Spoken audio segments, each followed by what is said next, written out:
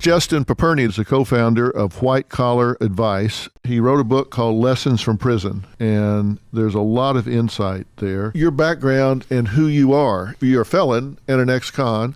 Yes. You got sentenced to the federal penitentiary for white-collar crime, and it had to do with conspiracy to commit fraud with regard to securities, correct? I was a stockbroker at Bear Stearns, then UBS, and several years into my career, despite all the success I had, I found myself making some bad decisions on behalf of a client. As a result of those poor choices, I was inevitably sentenced to 18 months in federal prison. I don't want to get into the specifics of your crime because, frankly, people don't care. What they do care about is you got caught, and now you're quick to say that you were wrong. You were guilty, correct? Indeed. One of my biggest regrets is not accepting responsibility sooner. And as a result of my not accepting responsibility sooner, I made it harder on victims, those that love and support me. So that was my biggest regret amongst a long list of regrets. When you first got charged, you were in denial at the same time, correct?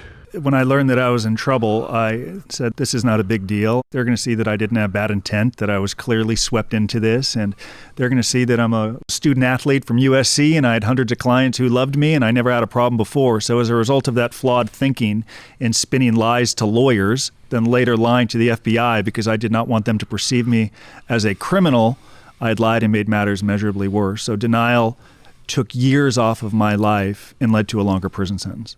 I want to break that down a little bit. So you got charged, and at the time, had you admitted to yourself that you had done wrong, or were you deluding yourself? I was deluding myself. In fact, I've trained new agents at the FBI Academy in Quantico, Virginia, and when the FBI agent that arrested me introduced me to the agents, he said, before I spoke, had Justin been honest with us when we interviewed him, we would not have pursued prosecution. Think about how different my life is as a result of my unwillingness to accept responsibility in front of two FBI agents because of shame, denial, living like the ostrich with my head buried.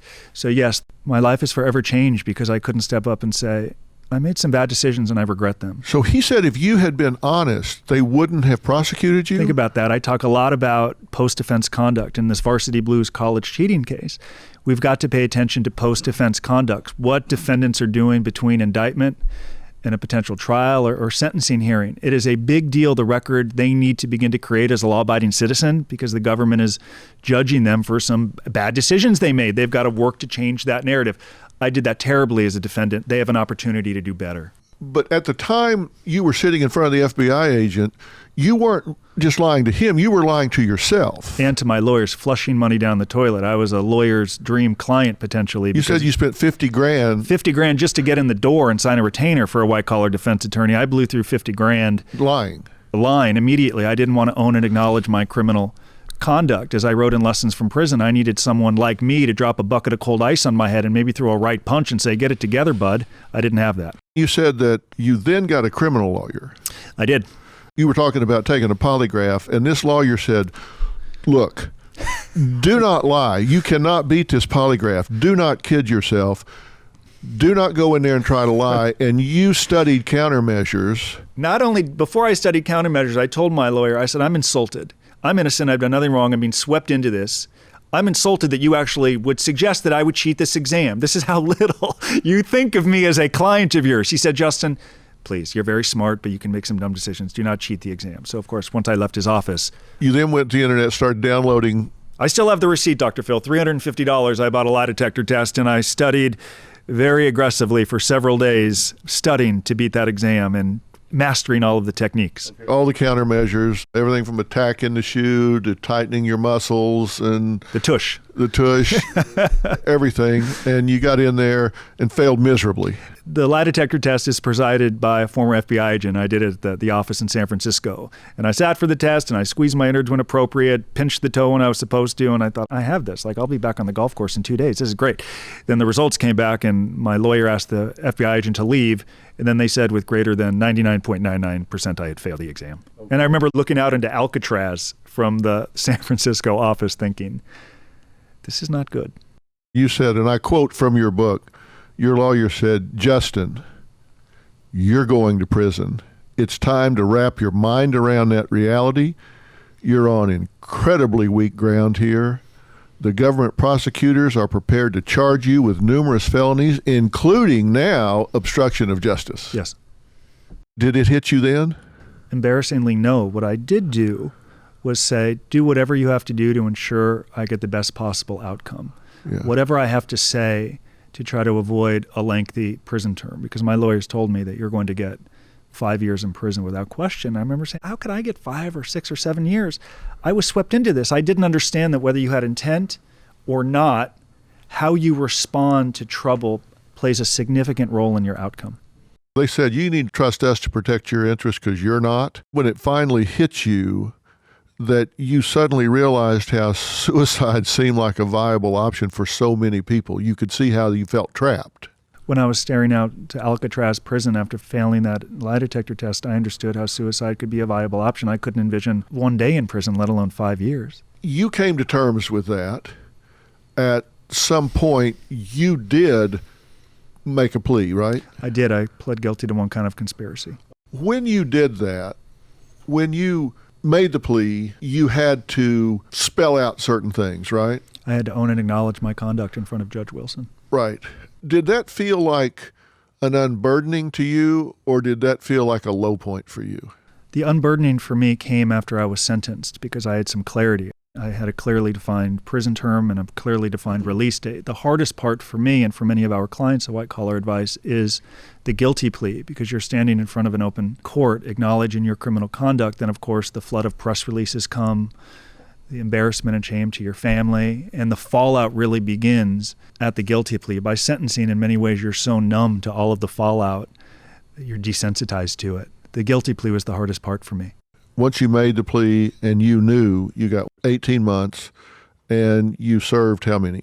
I served a little more than 15 months total, a little more than 12 months in prison. And 3 was in a halfway house, right? Yes, in Hollywood. Okay. You suspect that your mindset, when you were in denial, telling yourself, this just is not part of my life. I'm not destined to go to prison. This was not in your cards. Denial makes you feel better.